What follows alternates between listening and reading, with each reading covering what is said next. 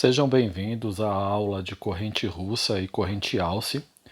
Para a gente definir essas duas correntes, precisamos definir um conceito muito importante, que é a frequência de burst. A frequência de burst, como o nome já diz, é uma frequência. Só que tem essa palavra burst, que significa que é uma frequência dentro de outra frequência. Então a frequência de burst, nada mais, nada menos, ela está dentro de uma frequência transportadora. E como isso ocorre, a frequência de burst sempre vai ser menor em comparação à frequência transportadora. Então, por exemplo, se a gente tiver uma frequência de 200 Hz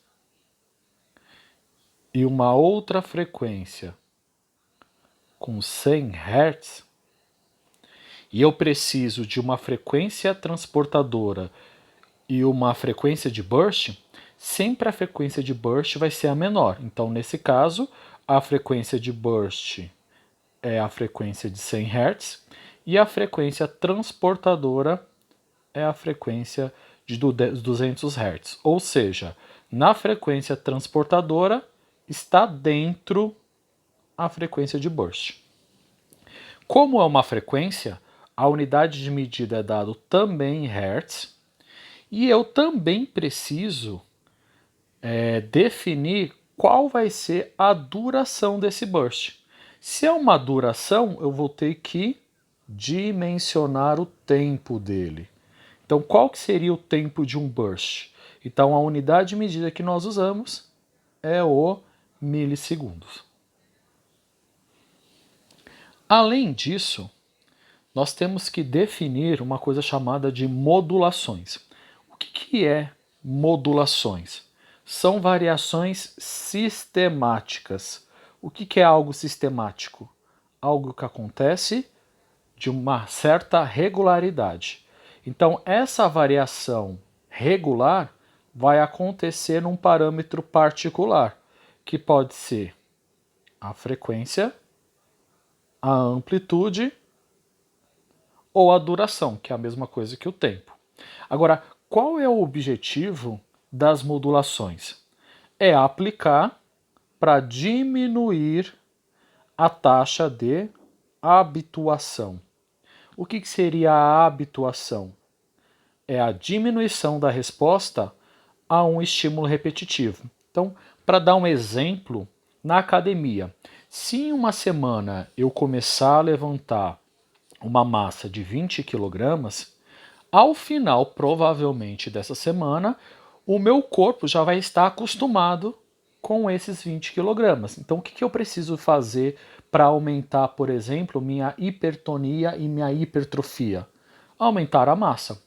Então, essa corrente, quando eu coloco as modulações, servem para quê? Para que o meu músculo não se acostume com essa corrente. Porque se ela se acostumar com essa corrente, consequentemente eu não vou ter a minha hipertonia ou a minha hipertrofia, que é o objetivo dessa corrente que eu vou mostrar daqui a pouco.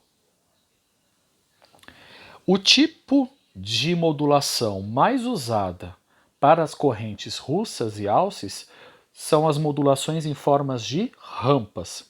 E essas modulações, além, é claro, de evitar a habituação do tecido, ela também serve para que o músculo não tenha uma reação de susto perante a corrente elétrica. Então imaginem só quando eu for a primeira vez para a academia e um instrutor pede para eu carregar logo de cara 100 kg. Eu vou tomar um susto e provavelmente, se eu tentar levantar esses 100 kg, eu vou ter uma dor muito intensa associada e, consequentemente, eu posso ter um efeito danoso no músculo. Então, para que isso não aconteça de maneira similar à corrente elétrica, então nós usamos as modulações rampas para evitar essa reação de susto. Então, o músculo ele não vai ter esse susto de uma abrupta corrente, de uma corrente muito alta, mas também eu vou ter que trabalhar esse músculo para que ele também não se habitue. Então essas rampas cumprem muito bem esse objetivo. Então essa rampa ela é dividida em 4 partes. Primeira delas, quando a corrente elétrica está subindo. Então, quando a corrente elétrica está subindo, a gente chama de rampa de subida. Que o termo também em inglês muito usado é T-rise.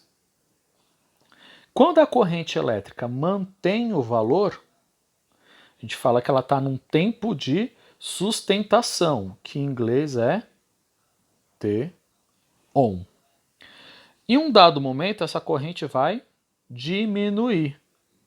Então, essa rampa de descida, em inglês, nós chamamos de T-decay. E, por fim, essa rampa vai ficar um tempo com corrente elétrica zero, que nós chamamos de tempo de repouso, ou em inglês, T-off. Então, a rampa obrigatoriamente possui esses 4 tempos: T-rise, T-on, T-decay e T-off. Com base nessas definições, vamos agora definir a corrente russa. A corrente russa ela foi descoberta por Kortz, um russo, em 1970. Quais são as características desta corrente russa? Primeiro, é uma corrente alternada e a frequência dela é fixa, é de 2,5 kHz. Que frequência é essa? É a frequência transportadora, que em alguns casos também é chamado de frequência principal. Não confundam com a frequência de burst. Além disso, essa corrente ela tem obrigatoriamente a polaridade positiva e negativa.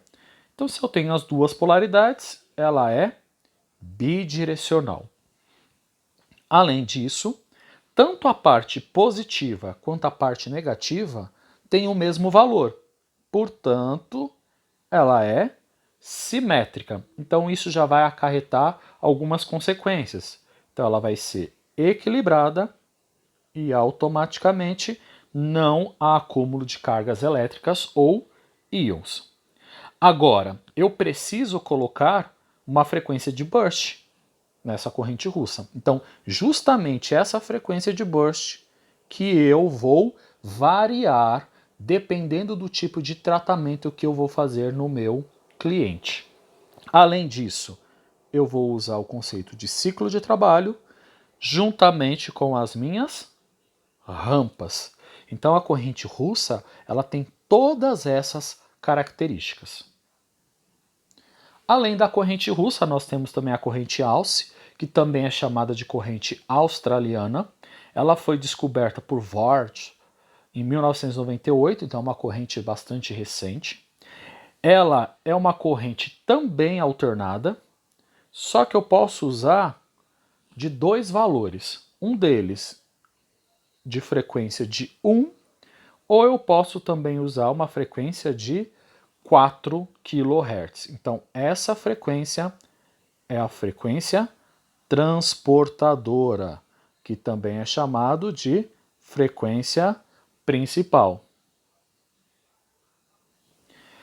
Em alguns equipamentos, eu posso ter somente uma dessas frequências, ou eu posso ter as 2 frequências. Então, se tiver as 2 frequências, eu posso alternar entre uma e outra. Agora, se tiver só uma, eu vou ficar com essa frequência transportadora a todo momento quando for utilizar a corrente Alce. Ela também tem polaridade positiva e negativa, consequentemente ela é bidirecional. Tanto a parte positiva quanto a parte negativa são iguais, portanto ela é simétrica e acarreta as seguintes consequências. Ela é equilibrada e não há acúmulo de cargas elétricas ou íons. Possui as frequências de burst, que eu vou introduzir dentro da frequência transportadora. Então, é essas frequências que eu vou controlar durante o tratamento. É claro, se o meu equipamento tiver as duas frequências transportadoras, isso também eu vou manusear. Mas se houver só uma, quem eu vou controlar aqui? Frequência de burst, ciclo de trabalho e também as rampas. Então, se vocês observarem as correntes russas e alces, basicamente a diferença entre elas é em relação à frequência transportadora. Enquanto na corrente russa a frequência transportadora é de 2,5 kHz, na alce nós temos duas, a de 1 ou a de 4 kHz. Agora, como que eu posso usar essas correntes elétricas no dia a dia? Então, eu tenho 3 técnicas para aplicá-las. A primeira delas, quando eu quero fazer o fortalecimento. Então, quando eu aplico essa técnica, eu tenho que posicionar os meus eletrodos no chamado ponto motor, que é onde vai estar concentrada a energia desta corrente elétrica. Justamente esse ponto motor tem que estar favorável à contração do músculo. Então, não adianta eu colocar os eletrodos numa posição em que o músculo não se contrai, que não vai adiantar de nada. Então, a aplicação dos eletrodos para fortalecimento vai, claro, de acordo com a contração do músculo que eu estou trabalhando. A segunda técnica é a analgesia. Eu vou introduzir os eletrodos na região em que eu quero tratar. Então aqui eu vou buscar a diminuição da dor. E por fim, a terceira técnica é quando eu quero fazer drenagem linfática. Então eu vou posicionar os eletrodos no sentido linfático, sempre de maneira distal para proximal do membro, lembrando distal distante, proximal próximo do membro. Então são essas 3 técnicas que eu posso utilizar com as correntes russa e alce. Quando eu aplico corrente elétrica no paciente, pode ser que essa corrente, se for mal dimensionada ou de maneira excessiva, ela pode gerar fadiga. Então o que seria uma fadiga? Uma redução progressiva na capacidade do músculo gerar força. Então, fazendo uma analogia com a academia, se eu fazer com que um músculo trabalhe num tempo maior do que ele está acostumado, eu vou gerar uma hipertonia e uma hipertrofia. Mas se eu trabalhar muito mais, eu vou gerar uma fadiga. De maneira similar, isso também acontece com a corrente elétrica. Só que, como isso vai acontecer? Eu posso ter fadigas de baixa frequência, ou seja, fadigas que vão ocasionar com correntes de até 20 Hz, ou seja, a frequência dessas correntes vão ser até de 20 Hz. Então vai acontecer uma falha na junção excitação-contração, ou seja, uma falha de despolarização. Mas também eu tenho as frequências de alta, maiores que 50 Hz. Isso vai acontecer quando as fibras musculares param de ser ativadas. Então eu tenho até o estímulo, mas as fibras elas não respondem frente a isso. Fazendo um comparativo entre as correntes, nós observamos o seguinte: quando a gente quer aplicar uma corrente que tenha um conforto máximo, ou seja, um desconforto mínimo, a frequência que eu devo aplicar, a frequência principal, claro, que é a transportadora, é de 4 kHz, com um tempo de burst de 4 milissegundos. Agora, quando eu quero trabalhar o músculo de maneira mais intensa, ou seja, eu quero um torque máximo, uma força máxima, eu uso uma corrente de frequência de 1 kHz com burst de 2 milissegundos. Se você for observar o desconforto mínimo, vamos trabalhar com a corrente alce. Se eu trabalho com torque máximo, também eu trabalho com a corrente alce. É claro que com frequências diferentes.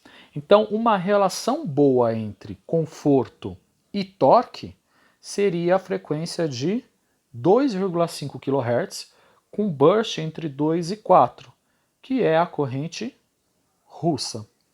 Então, com essas correntes, vocês podem selecionar aquilo que o paciente, né, está buscando. Então, eu quero trabalhar o músculo, mas eu não quero ter essa dor excessiva. Então, eu posso trabalhar com a corrente alce de 4 kHz. Ah, não, eu quero trabalhar uma força máxima. Então, eu posso usar a corrente também alce, só que de 1 kHz. Ah, não, eu quero uma boa relação entre os dois. Então, eu posso aplicar a corrente russa. Quais são as indicações para essas correntes? Então, primeiro, né, o fortalecimento, que é a hipertonia e a hipertrofia. É possível usá-la para fazer drenagem linfática. Além disso, diminuir a dor naquela região, que é a analgesia. Posso trabalhar contra a gordura localizada.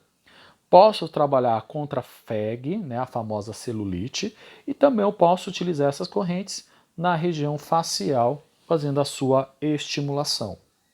Mas como todas as correntes têm indicações, também nós temos as contraindicações. Então, a primeira delas, que acontece praticamente quase todos os equipamentos que envolvem a área da estética, são as gestantes.